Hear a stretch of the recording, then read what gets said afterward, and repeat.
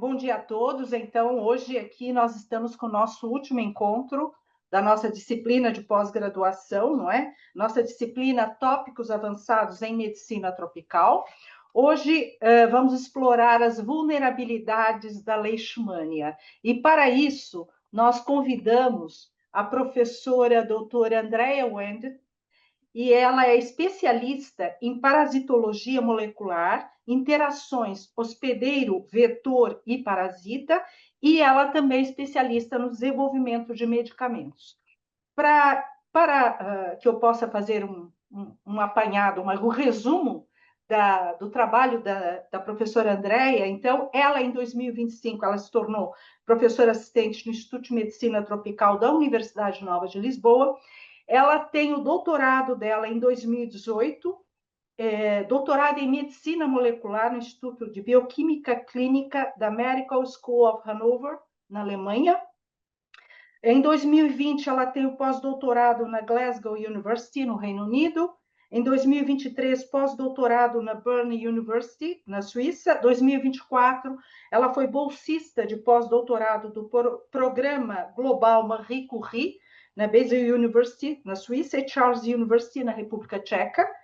E ela tem agora, atualmente, projetos financiados como pesquisadora principal de 2024 a 2027, Leishblock, Exploring an Anti-Leishmanial Drug Toolbox for Blocking Pathogen Transmission in the Sandfly Vector.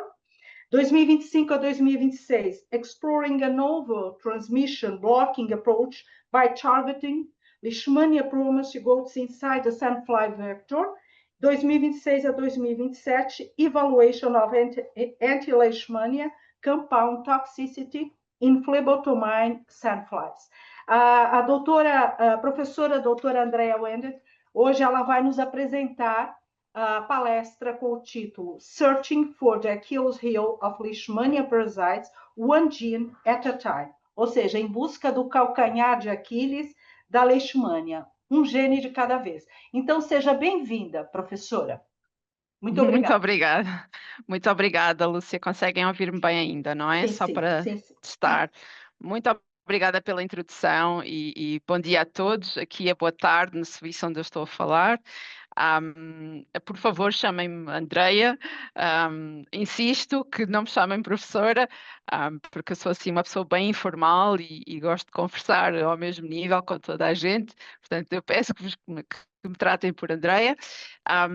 E sou a professora convidada no Instituto de Higiene e Medicina Tropical, mas na prática eu ainda sou apenas uma pós-doc, digamos assim, pelo menos aqui associado ao projeto Leishblock, que não é o que eu vos trago hoje para este seminário. Deixem-me só aqui colocar o meu temporizador também para eu manter aqui o meu tempo. Então, eu hoje vou-vos falar um pouco do trabalho que eu desenvolvi no meu pós-doutorado, que realmente começou em Oxford, com a minha primeira bolsa de pós-doc, e que foi saltitando um pouco, porque às vezes acontece isto aqui na Europa, suponho que também por vezes acontecerá no Brasil. Nós vamos trabalhar para um grupo líder e depois vamos saltitando, dependendo do percurso desse grupo líder. E eu fui acompanhando a professora Eva Gluens de Oxford para Glasgow e depois de Glasgow, no Reino Unido, para Berna, na Suíça, e fomos sempre reiniciando o laboratório e continuando a construir esta história que eu vos trago hoje. É isso. O disclaimer aqui hoje é que eu sou uma torta às vezes a falar português e se eu der assim algum prego, como a gente fala em Portugal, só não liguem, que eu vou tentando entre o inglês e o português encontrar os termos mais adequados. Os slides estão todos em inglês, mas eu espero que seja claro à medida que eu vou apresentando em português.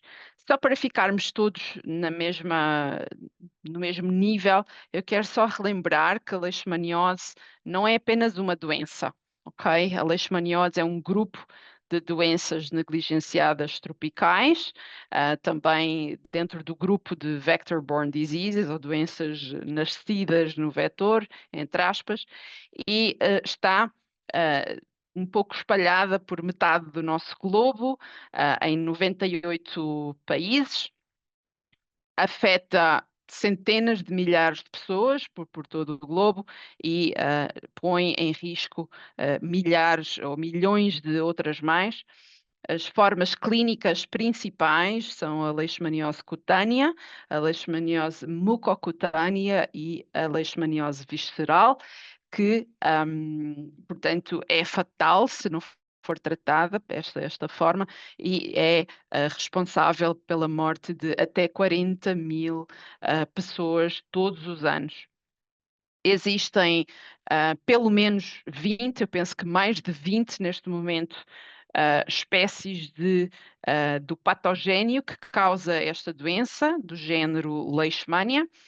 Esta Leishmania é um parasita unicelular, eucariota, muito importante lembrar isso, e já entra em detalhe porque é que é tão importante lembrar que ele é um parasita eucariota.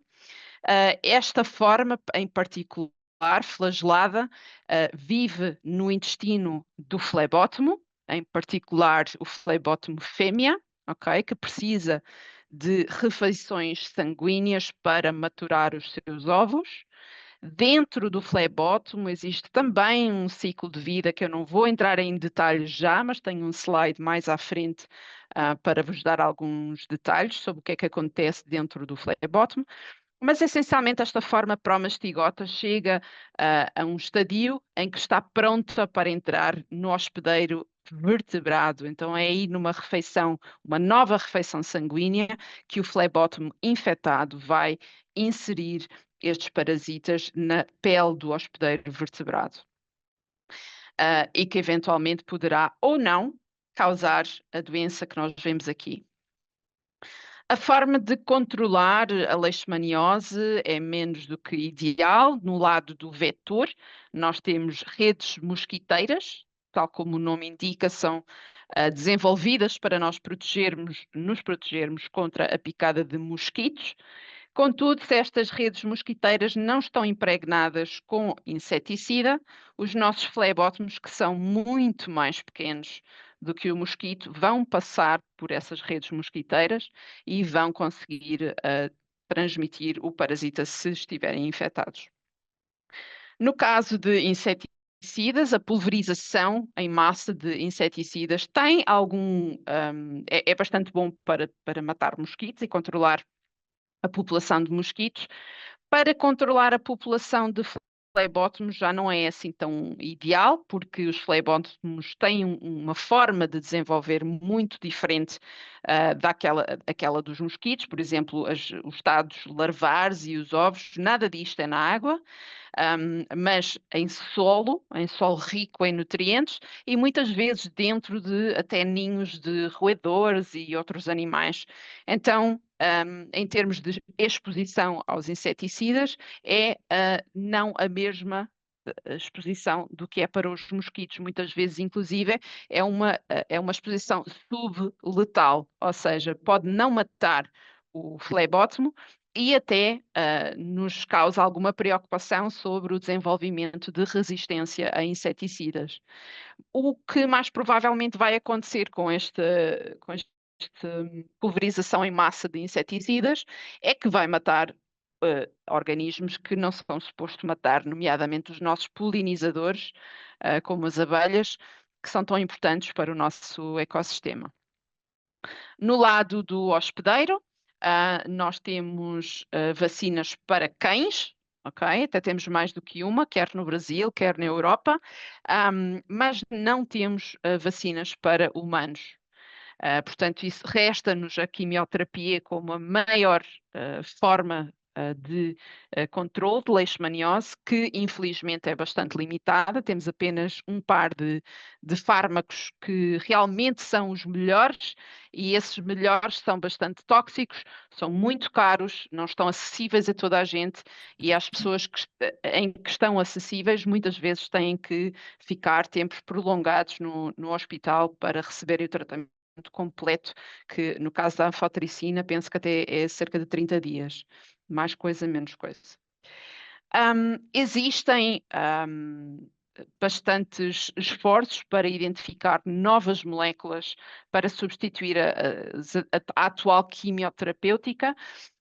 Contudo, eu fiz as contas há uns tempos atrás e pelo menos 7 milhões de moléculas distintas foram, foram analisadas e investigadas para ver o potencial parasiticida, e existe uma grande proporção dessas moléculas que são ativas contra o parasita, mas também são ativas contra o hospedeiro, portanto são tóxicas e muitas vezes despriorizadas, não sei se estou a dizer isto bem em português, para desenvolvimento mais avançado, portanto muitas delas, a grande maioria, nem sequer chega a ser considerada, perdão, para ensaios clínicos.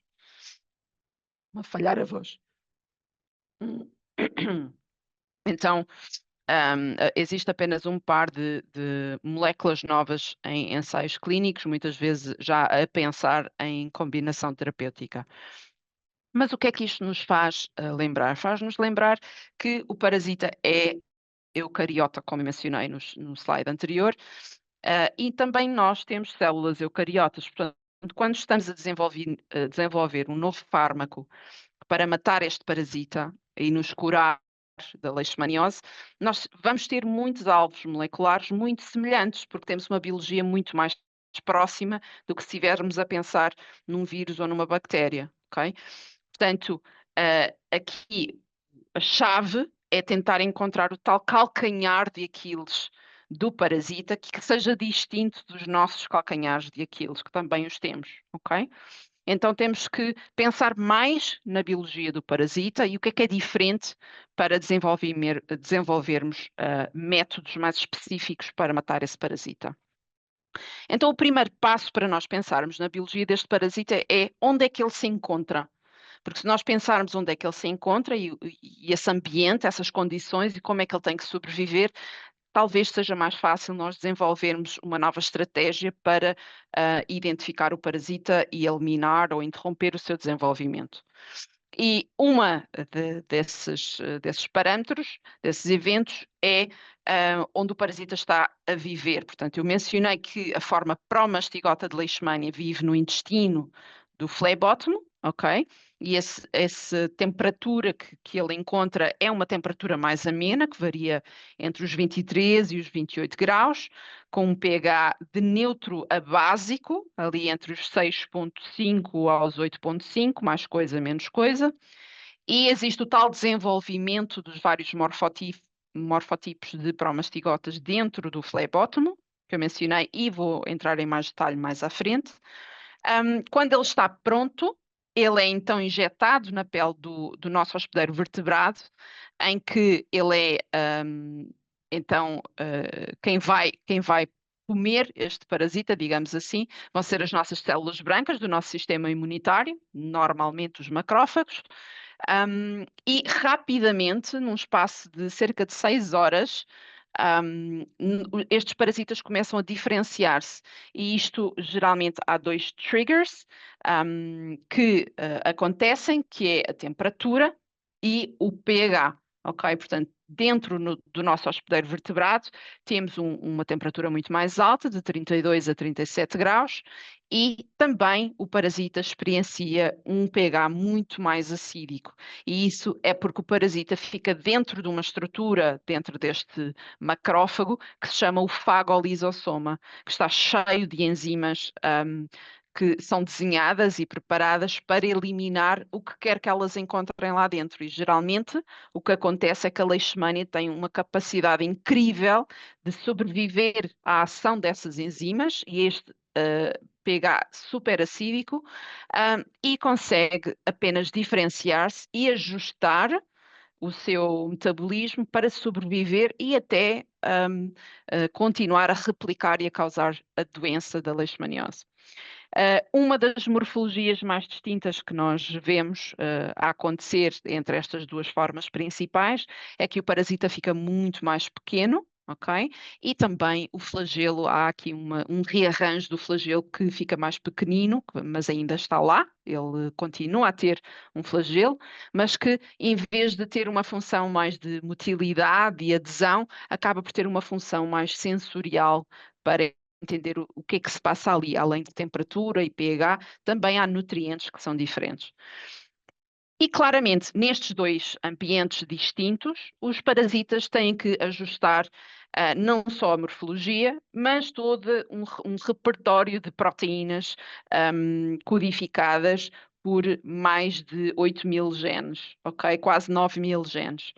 E nós criámos a hipótese que, dentro desses cerca de 9.000 genes, há uma cohorte de proteínas que se chamam proteínas de membrana transportadoras, que potencialmente estarão envolvidas nesta adaptação e algumas delas serão essenciais para o parasita sobreviver ou adaptar-se de forma mais ou menos fácil a estes diferentes ambientes.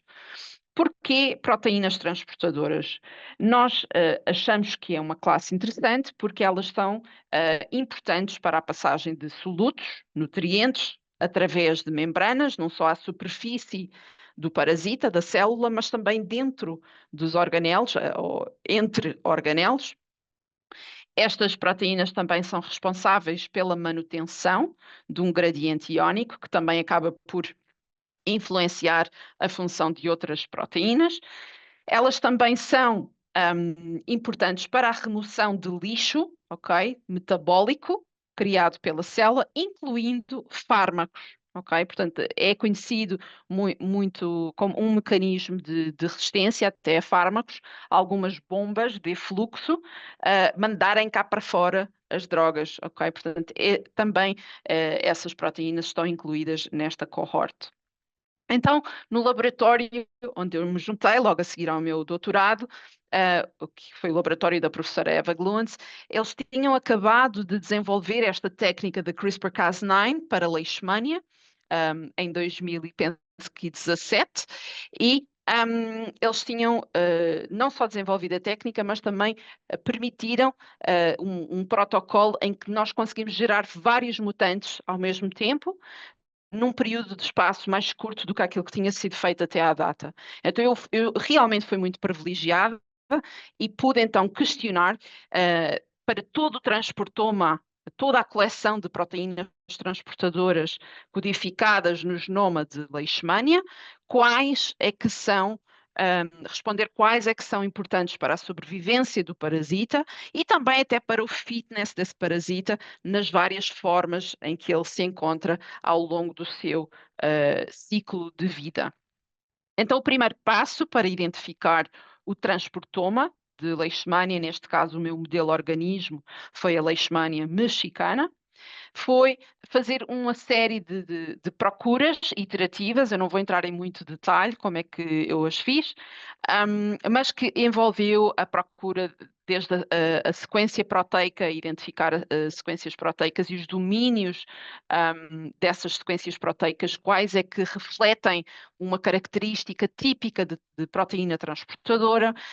Eu comparei uma a uma com bases de dados de proteínas transportadoras canónicas para perceber se aquela proteína pertencia ou não a estas famílias de proteínas transportadoras, cruzei essa informação com literatura e, essencialmente, curei uma lista de 316 genes codificadores de proteínas, de membrana, transportadoras, bombas, canais, toda essa coleção, ao longo, portanto, todas elas se dividem em 50 famílias e vocês podem ver mais no artigo que nós publicámos o ano passado. Dessa pesquisa, apenas cerca de 30 tinham sido mais ou menos investigadas, ou de forma bioquímica, ou por genética reversa, portanto, tentando entender o que acontece ao parasita ao remover um gene, mas este trabalho vem mesmo adicionar um boom àquilo que nós conseguimos perceber sobre a importância destas proteínas por conseguir gerar tantos mutantes ao mesmo tempo.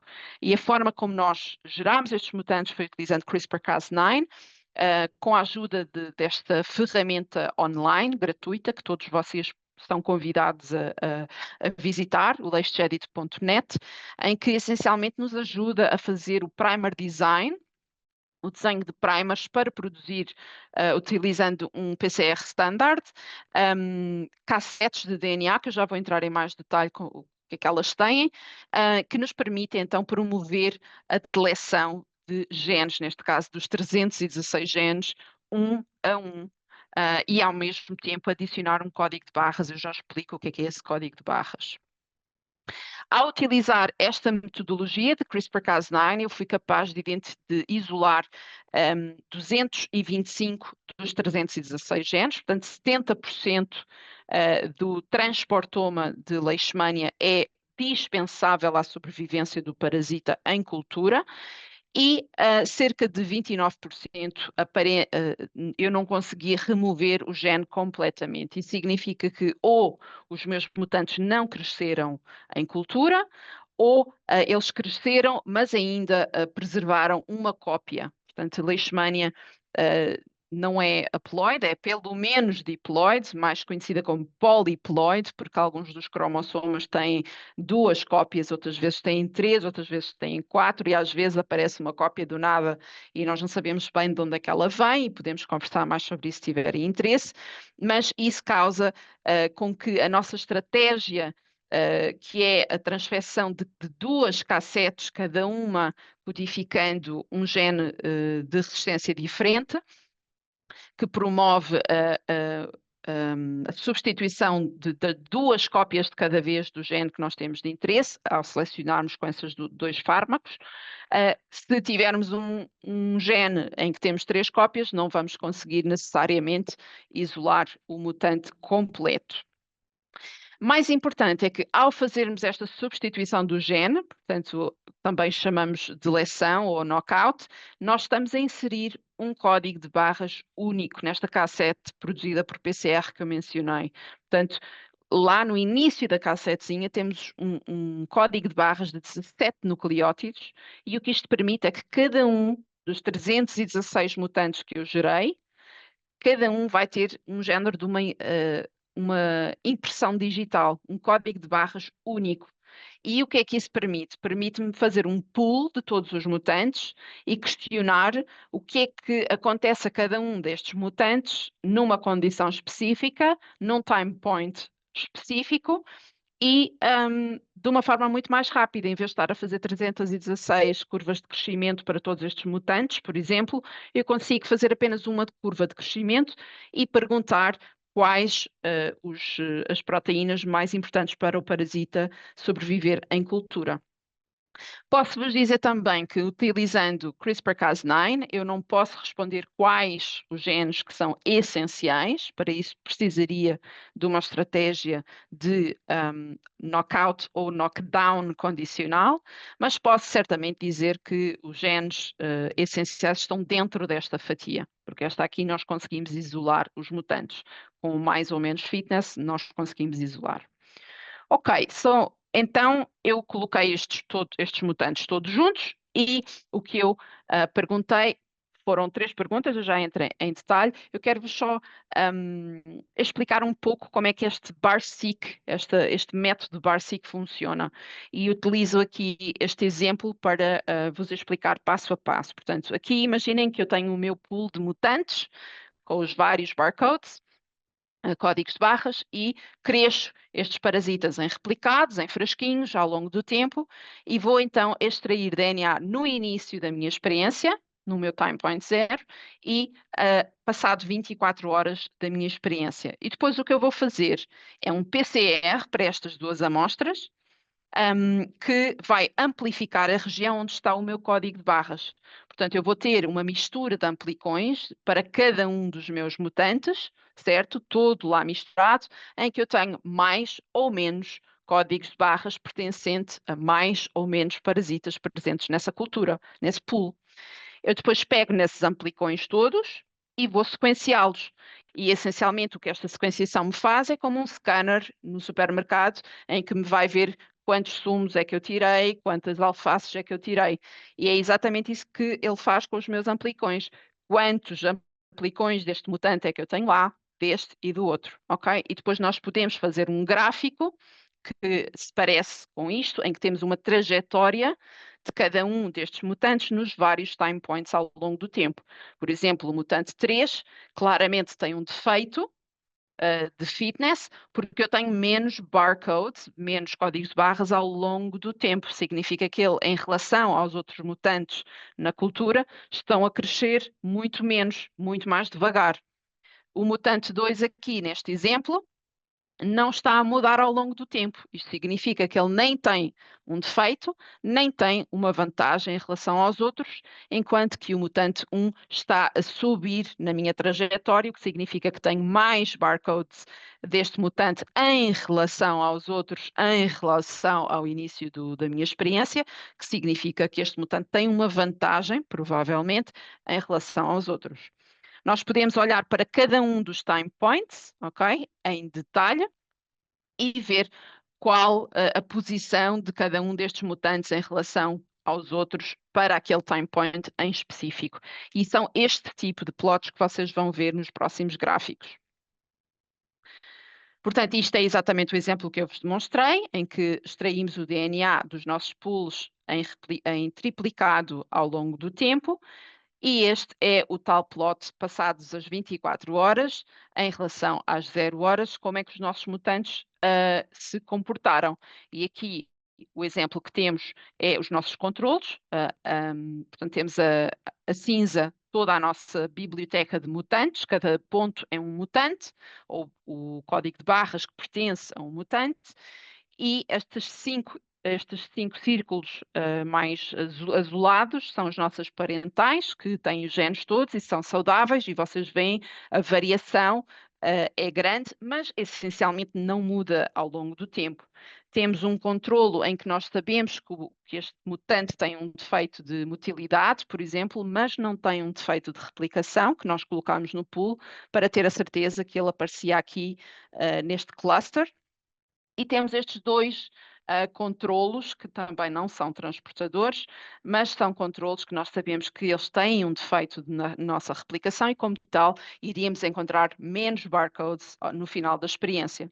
Portanto, claro que agora eu estou interessada nestes outros pontinhos que aparecem aqui, que me indicam que aqueles mutantes têm um defeito no fitness. E fui de volta ao meu azoto líquido, descongelei cada um deles, fiz curvas de crescimento e determinei o tempo que demora a um parasita a tornar-se 2 parasitas, que é o nosso doubling time, e comparei com a minha parental e vi que realmente vários destes mutantes tinham um aumento no doubling time significativamente maior do que a nossa parental.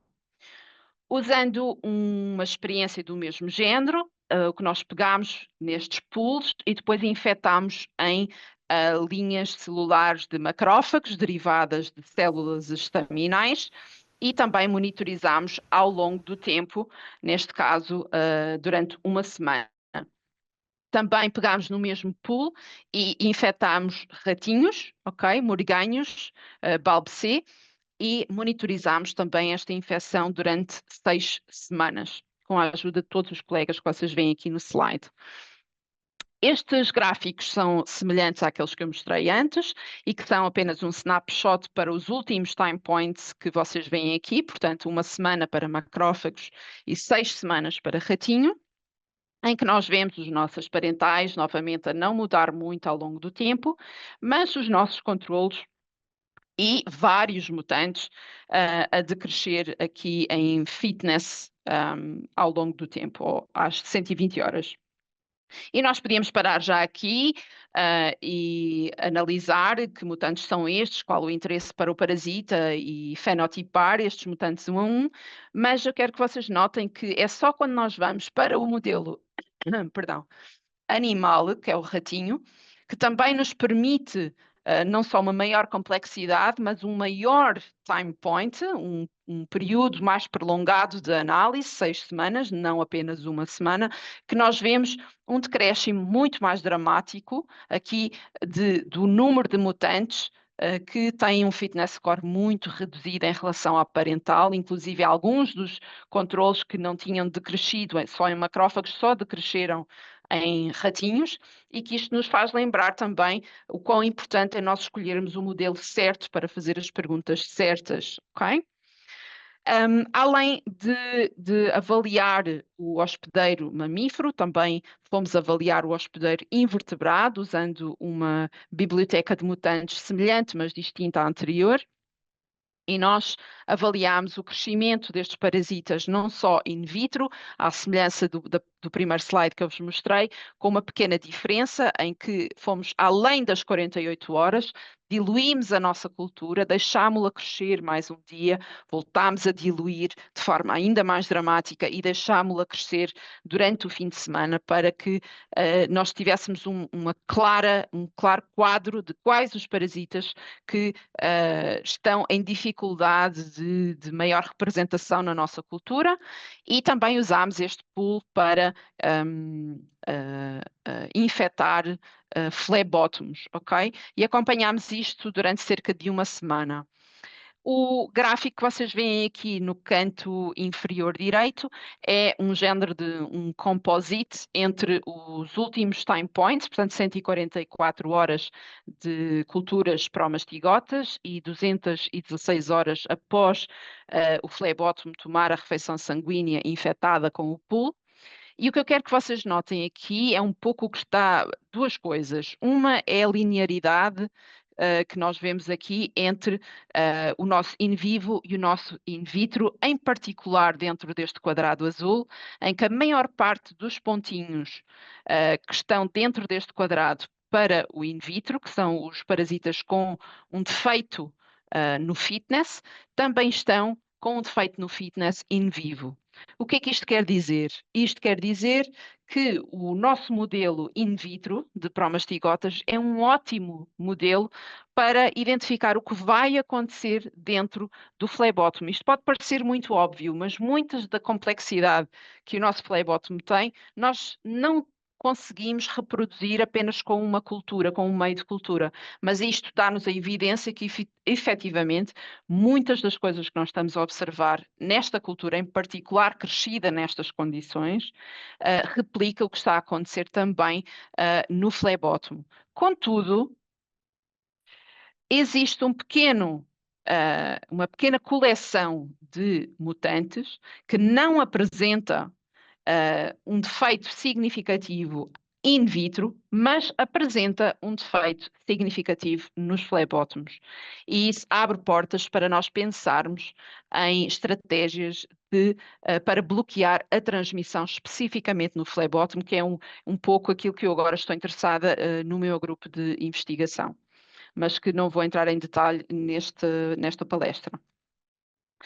Então, se nós pensarmos nestes screens todos, Andrei, fizeste este estudo, e o que é que descobriste? Uma das várias coisas que nós descobrimos foi que quando olhávamos para as trajetórias de códigos de barras que pertenciam a mutantes em que lhes faltava elementos da VATPase pump, ou bomba VATPase, eu já entrei em detalhe o que é que ela é, nós vimos que são estes mutantes aqui que estão a magenta, eles estavam dramaticamente a diminuir ao longo do tempo em relação às nossas culturas saudáveis que estão aqui a azul. E isto acontece apenas in vivo, em macrófagos, ratinhos e flebótomos, mas não no início das nossas culturas in vitro. Mais tarde, sim, conseguimos claramente ver essa diferença, mas no início, à exceção de apenas duas das 15 subunidades desta VATPase, a maior parte não está a ter um efeito, ou seja, nós consideramos dispensável para esta fase inicial destas culturas. O que é que são estas VATPases? Elas são complexos multiproteicos, portanto há várias proteínas e, como tal, vários genes codificadores de proteína que compilam este complexo e são responsáveis por bombear prótons, hidrogénios, através de membranas. Ok? Geralmente essas membranas pertencem a organelos acídicos, como o nosso lisosoma. E nós não conhecemos a função, não era conhecida até à data da VATPase em Leishmania, e nós criámos a hipótese que a VATPase de Leishmania era importante para regular o pH deste parasita, que faz muito sentido, se vocês pensarem desta forma, que as nossas culturas no início estão em pH neutro. Quem usa Phenol Red em culturas das de vários tipos de células, geralmente vem uma cultura mais rosada, eventualmente alaranjada, mas mais para o rosa, e ao longo do tempo, quando a cultura começa a ficar mais velha, ela começa a ficar mais amarela, que significa que está mais acídica. E o mesmo acontece in vivo. Portanto, existe um pH mais acídico, principalmente dentro do fagolisosoma dos macrófagos, ok? Portanto, nós criámos a hipótese que esta VATPase é muito importante para o parasita regular o pH. E para testar essa hipótese, o que nós fomos fazer foi colocar estes mutantes, que lhes falta ou uma ou outra subunidade da VATPase, que está aqui representada com este código de cor, e crescemos numa cultura normal de promastigotas, em paralelo com a parental, que ainda tem todos os seus genes, em pH neutro e pH acídico. Eu espero que vocês consigam diferenciar estes dois gráficos, em que nós não temos praticamente diferença nenhuma entre os nossos mutantes em fase logarítmica, que é as primeiras 24 horas de crescimento destes parasitas em pH neutro, mas conseguimos ver claramente uma diferença entre a nossa parental e os nossos mutantes em pH acídico, confirmando a nossa hipótese. Quando nós expressamos de volta estes genes nos mutantes, em pelo menos um deles, da nossa subunidade E, nós chamamos isto um add-back, em que nós estamos a dar novamente a função daquele gene ao parasita. Conseguimos complementar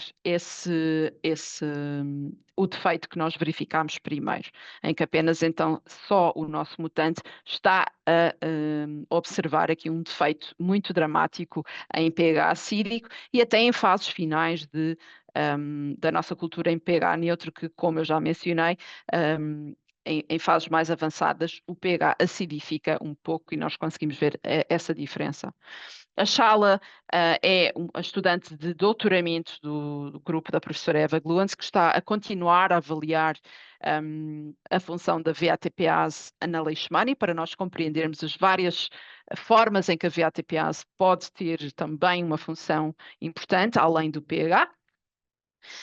Nós queríamos também avaliar o que é que acontece com estes mutantes dentro do flebótomo, não num pool, mas individualmente, para evitar que potencialmente a presença de outros mutantes no pool pudessem contribuir para os defeitos que nós observamos com o nosso Bar-Seq screen. Antes de eu vos explicar isso, esta é a parte em que eu vos queria dar um lamiré, como dizemos em português, do que é que está a acontecer dentro do flebótomo. Portanto, eu vou-vos mostrar passo a passo o que é que acontece para aqueles que estão menos familiarizados com o desenvolvimento do parasita dentro do vetor. Portanto, primeiro, a nossa flebótoma, digamos assim, come ou ingere uma refeição sanguínea contendo a forma a mastigota. Dentro da região abdominal forma-se um saco de sangue, digamos assim, coberto por aquilo que chamamos a matriz peritrófica, e é aqui que o amastigota se diferencia para a forma promastigota procíclica, que é altamente replicativa. Passado alguns dias, e que vocês acompanham por este gráfico deste artigo muito interessante, em que sabemos então que passado uns dias, quando o nosso saco de sangue começa a ser digerido e começa a haver algumas rupturas nesse saco, a nossa nova forma promastigota nectomonad consegue escapar essa matriz peritrófica e nadar para fora do saco e aderir ao intestino, digamos assim, do flebótomo. Mais uma vez, ao longo do tempo desta infecção no flebótomo, nós continuamos a diferenciação para uma nova forma procíclica, desta vez também altamente replicativa, que se chama a forma leptomonad, que está mais centrada aqui na região torácica do tubo alimentar do flebótomo, E é aqui que começa a última fase de diferenciação, que pode ser ou para a fase ou a forma haptomonad ou a forma metacíclica. Um não se transforma no outro, ou vai de leptomonad para haptomonad, ou vai de leptomonad para metacíclico. Mas elas podem, e existem evidências que elas, ambas estas formas finais conseguem reverter para a forma leptomonad, ok? Porquê que eu estou a falar disto? Porque é muito importante que os parasitas consigam percorrer este ciclo todo e chegar a estas duas formas finais que são igualmente infecciosas para o hospedeiro vertebrado.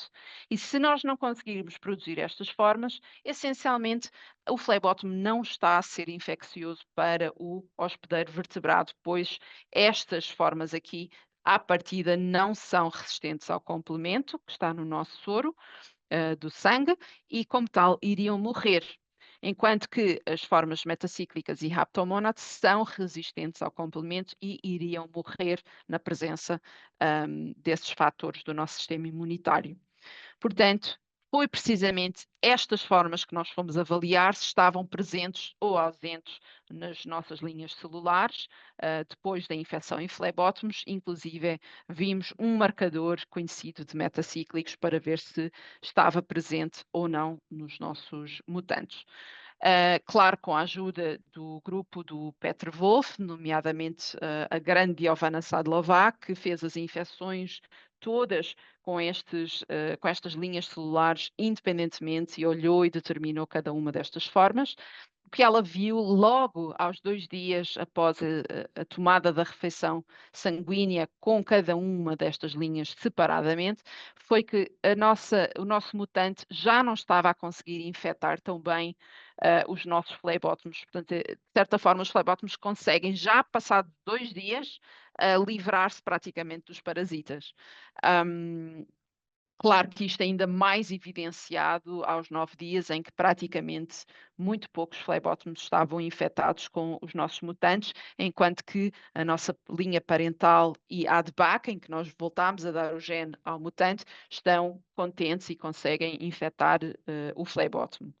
Em termos de localização, o que nós vimos foi que também, aos 2 dias, os parasitas que estão dentro do flebótomo estão dentro do tal saco de sangue, como esperado, pois ainda está preservado dentro da tal matriz peritrófica, mas aos 9 dias, a maior parte dos parasitas, como veem aqui nestas duas barras, conseguiram avançar para a válvula estomodial, que é esta região aqui mais anterior do parasita do flebótomo, do tubo digestivo, que é quase como se fosse já aqui o pescoço do flebótomo, e é onde os parasitas, principalmente as últimas formas de diferenciação, ficam ali acumuladas à espera que o flebótomo vá tomar a sua refeição e consiga inocular estas formas na pele do vertebrado.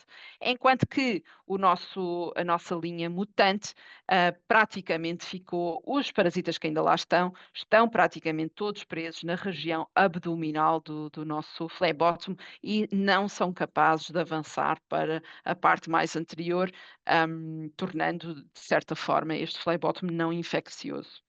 Quando olhamos para as várias formas de presentes, passados esses 9 dias de infecção, o que nós vemos é que quer a parental, quer o ADBAC conseguem produzir formas metacíclicas, leptomónads e nectomónads, que continuam a acontecer ao longo de todo, mesmo até em fases finais de infecção, mas o nosso mutante não consegue fazer formas metacíclicas e nós confirmamos isso com a produção de um marcador molecular que está muito enriquecido, não é on-off, mas está muito enriquecido em metacíclicos. E nós vimos que não havia produção desse marcador em particular, e vocês conseguem ver esses dados aqui no nosso artigo também, que saiu há um par de meses atrás. Além da VATPase, há vários outros genes que nós identificamos serem muito importantes para o fitness de parasitas in vivo, portanto, no flebótomo, mas também para ganho de fitness, nós encontramos alguns genes, e isso é interessante também de dissecar, na minha opinião. O que eu também achei bastante interessante é que nós temos genes que codificam proteínas que pertencem a famílias semelhantes, como mitochondrial carriers, magnesium transporters, voltage gated calcium channels, quer dando um ganho de fitness ao parasita, quer uma perda de fitness, que significa que proteínas que pertencem às mesmas famílias podem ter funções diferentes, até mesmo dentro do flebótomo, e isso seria também um aspecto interessante avaliar. Mas em termos, se pensarmos em perda de fitness, isto dá-nos uma lista de calcanhares de Aquiles que nós podemos pensar de forma diferente, em vez de nós tratarmos o nosso hospedeiro vertebrado, talvez tratarmos o nosso hospedeiro invertebrado, tentando targetear, está-me a faltar a palavra em português, mas ir ali mesmo ao calcanhar daqueles que foi identificado com estas experiências de Barsic, que é muito agora o foco do trabalho que eu estou a desenvolver aqui na Suíça. Apenas algumas mensagens, se vocês estiveram a pensar na vossa lista das compras, aos próximos exames que têm que estudar.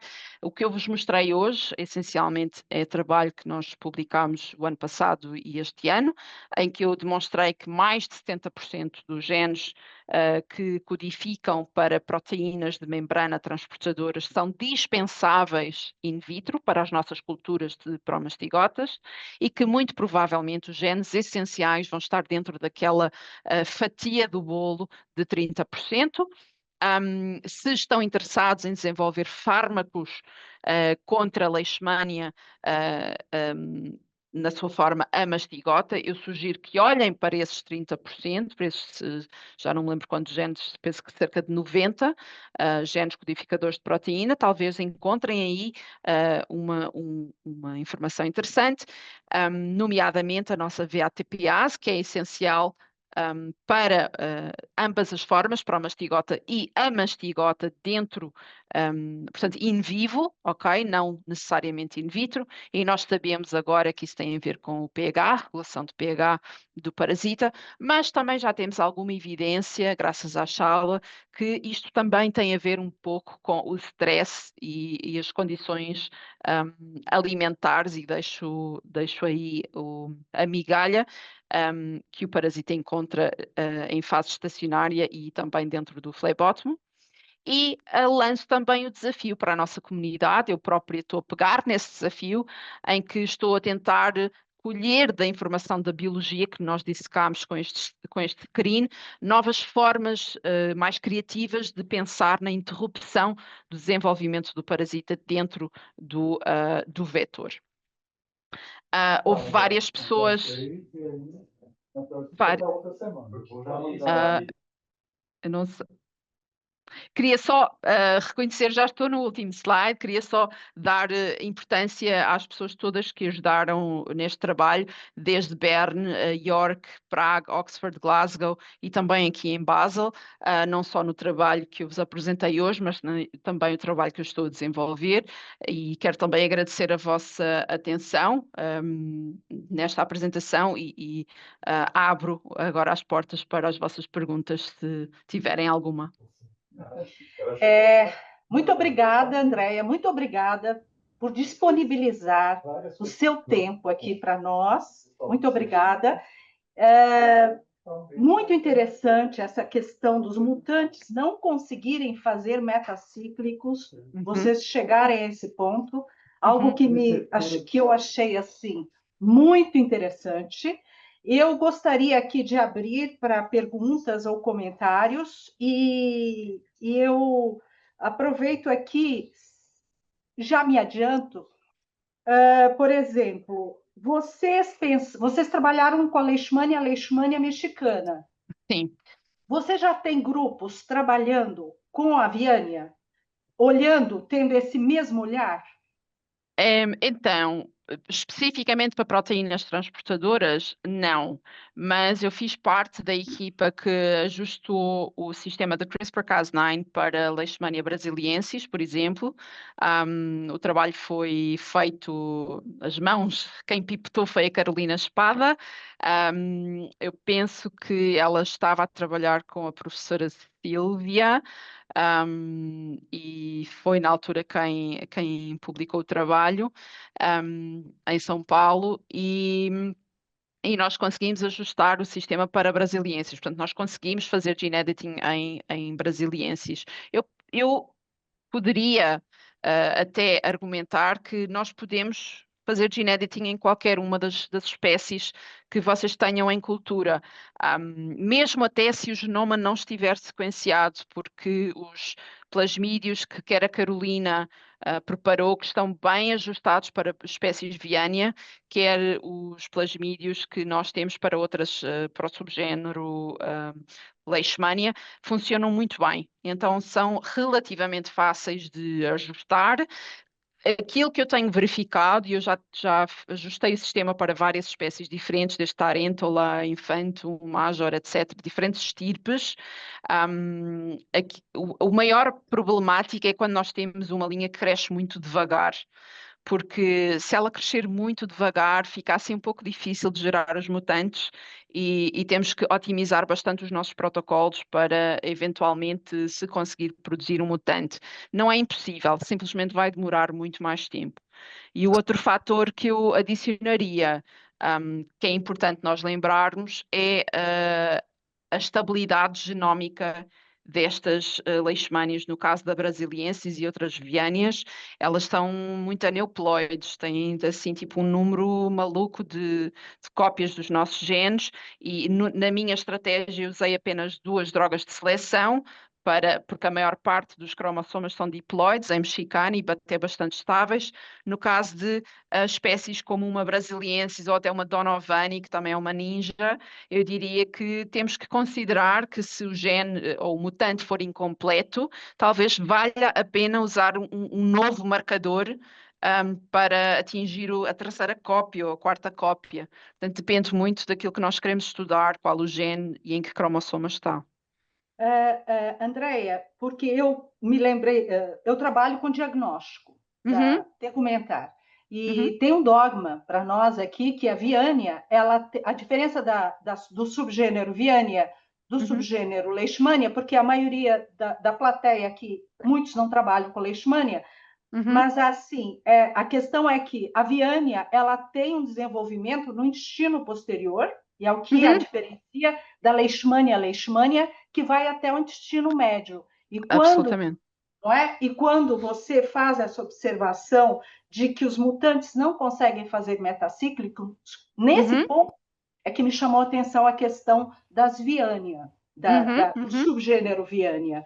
uhum, E eu aproveito aqui para relembrar a todos aqui que quem quiser abrir para falar, fazer uma pergunta, fazer uma observação, um comentário, e lembrar aqui, e uma outra pergunta que eu tenho para você é, por que você escolheu exatamente essas proteínas transportadoras por CRISPR-Cas9 e você não foi, por exemplo, atrás da mitocôndria, da questão porque são as vulnerabilidades da uhum, leishmania, não é?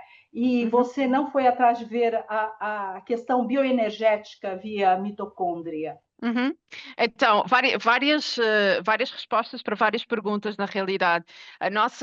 O nosso foco até começou por ser apenas 40 proteínas transportadoras, porque a professora Eva teve um estudante de doutoramento que fez um estudo de transcriptómica em que comparou os transcritos de formas promastigotas de cultura, formas amastigotas axénicas e amastigotas intracelulares e viu um enriquecimento de transcritos nas formas amastigotas para 40 proteínas transportadoras. Nós sabemos que o transcriptoma para Leishmania não é muito bom para prever a proteína, porque nós temos uma regulação não ao nível transcricional, mas pós-transcricional.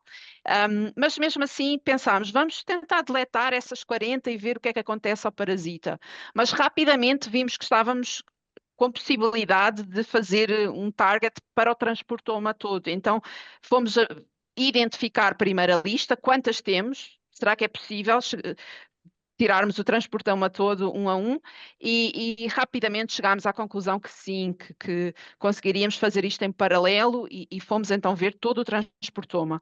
É importante lembrar que estas proteínas não estão apenas à superfície, também temos várias proteínas transportadoras ao nível da mitocôndria e inclusive encontramos várias proteínas que são preditas estarem na mitocôndria, vários mitochondrial carriers com função importante na mitocôndria, portanto, certamente o metabolismo energético vai ser afetado e é importante para o parasita, mas o problema é que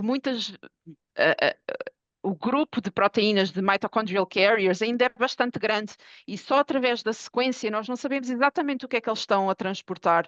Então, construir a narrativa de porque é que aquele mitochondrial carrier em particular é importante fica um pouco mais difícil e temos que dissecar um pouco mais. A anotação está um pouco fraca para Leishmania e temos que dissecar genes um a um. E realmente a descoberta da VATPase, que foi a mais dramática deste screen, era um pouco mais fácil de narrar para um artigo, mas claro que agora temos várias portas abertas para explorar a biologia em vários organelos, não só até na mitocôndria. Eu penso que respondi à pergunta da Lucy. Vejo que está aqui a sorologia com a mão no ar. Não sei Sim, quem é a sim, sorologia. sim, sim, sim. É, sou, Quem? sou eu, é Hiro Goto. Aí Oi, eu tô sem vídeo, desculpa. não faz Ah, mal. então, o seguinte, eu queria comentar que justamente sobre a VATPase. Nós trabalhamos, eu colaborei num trabalho do Fernando Real, né, que fez o nocaute de uma subunidade da VATPase e estudou a formação de vacúolo, né, com Leishmania marronense. Eu posso colocar no chat o trabalho e, Uhum, e aí e uma das coisas assim que envolvia também no influxo de colesterol, né, via a LDL oxidado. E aí, paralelamente, assim, colaborei neste estudo, mas de uns anos para cá fizemos um estudo com Leishmania infantum uhum, e fizemos um estudo de lipidoma porque a gente notou que na leishmaniose visceral tem alteração do metabolismo lipídico e uhum, aumento de triglicérides, principalmente VLDL, era fator de suscetibilidade dos indivíduos infectados de ficarem doentes. E dava uhum. um odds ratio de perto de 20, então é muito mais do que outros polimorfismos. E aí começamos a estudar, fizemos o lipidoma, e realmente lípides, tem muitas frações lipídicas, muitos componentes que são essenciais na sobrevida do nutriente, principalmente para formar mastigota, né? Então, Uhum. assim, e aí eu achei muito interessante, assim, esse da ATPase, né, como um gene importante, e está ligado ao transporte de lípides, e que Uhum. lípides é realmente essencial na, na vida intracelular do parasito. Então, esse eu vou tentar colocar no chat esse trabalho que eu fiz com o Fernando Real. Super agradeço, Hiro. Acho muito interessante, não tinha o radar para a ligação entre a VATPase e lípidos, seria muito interessante compreender melhor Uhum. essa ligação. Adorava, se puder colocar o PubMed ID ou o link, eu vou tirar nota. Queria só adicionar um comentário muito, muito breve, eu sei que o tempo está a passar rapidamente, mas há um projeto ainda maior do que este projeto que eu desenvolvi, que foi quase que uma continuação do género, e conseguimos fazer esta deleção de 300, e se nós tirarmos os genes todos da leishmania, e foi assim que nasceu o projeto LeishGem, semelhante ao LeishGedit, but LeishGem é para o genoma inteiro. Então, vocês, se forem à procura no Google LeishGem, vão encontrar uma base de dados que está a ser construída, o projeto ainda está a decorrer, e conseguem ver para todos os genes de Leishmania, se aquele gene em particular é essencial ou não. Claro que o modelo aqui foi mexicana, mas eu penso que em termos de essencialidade está bastante conservado para todas as espécies, vai haver diferenças, mas para a maioria podemos ter uma ideia do que poderá acontecer ao parasita, e também para um subset desses genes eles também fizeram tagging, então talvez a gente consiga entender a proteína X, não apenas transportadoras, mas para todo o genoma do parasita, onde é que a proteína X estará localizada. Portanto, eu convido a comunidade de dar um olho. LeishGem, eu posso colocar aqui também no chat só a keywords para vocês darem uma olhadela se quiserem explorar um pouco mais. Obrigada pela partilha do artigo. Já copiei. Andréia, bom, se alguém quiser fazer mais algum comentário aqui, e eu aproveito para agradecê-la e para dizer que o objetivo desse encontro aqui nosso foi exatamente apresentar a questão das vulnerabilidades da leishmania diante da quantidade de medicamentos que são utilizados para tratar a leishmaniose. Então, nós temos, só fazendo porque nós temos aqui uma plateia que muitas vezes trabalha com vírus e não especificamente com leishmania. Então, pessoas que trabalham especificamente com essas vulnerabilidades, por exemplo, a professora Hiro, que acabou de falar aqui. Uhum. Então, eu aproveito aqui para falar que nós temos poucos medicamentos e muitos deles já há a existência de resistência, já ocorre a resistência para alguns deles. Nós temos, então, o antimonial, a anfotericina, a miltefosina e a paranomicina. Esses medicamentos são utilizados, alguns extremamente tóxicos, e alguns apresentam já há resistência a eles, e eu gosto muito de lembrar do Gaspar Viana, que foi um médico paraense, patologista, faleceu muito novo, com 28 anos. Ele foi um dos primeiros a tratar a leishmaniose. Ele foi o primeiro. Ele tratou a leishmaniose tegumentar, ele descobriu a ação do antimonial, que logo passou a ser usado na Índia para a leishmaniose visceral. Então, este é o caminho que nós estamos percorrendo, que começou ali com o Gaspar Viana, um brasileiro, e lembrar aqui que o que a Andréia está fazendo é extremamente importante, e esse trabalho, nossa, muito interessante esse olhar para o flebotomínio, muito, muito. E aqui agradecendo mais uma vez e dizendo que esse nosso papel nessa disciplina de trazer a internacionalização está sendo feita aqui. Então, o nosso trabalho, meu e da Camila, aqui com essa disciplina de trazer palestrantes de fora, no caso a Andréia, que está com o trabalho dela sendo realizado na Suíça, na Alemanha, por meio desse Marie Curie Global Fellow. E, então, agradecer mais uma vez a plateia, a Andréia, por essa gentil disponibilidade de horário.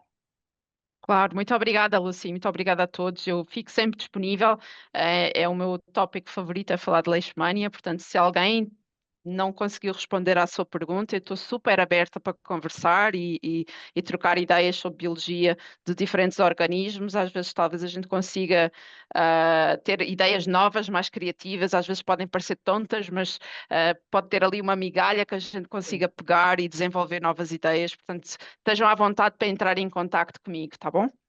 Que bom, muito obrigada. Um resto de bom dia. Bom dia. Obrigada, Andréia. Tchau.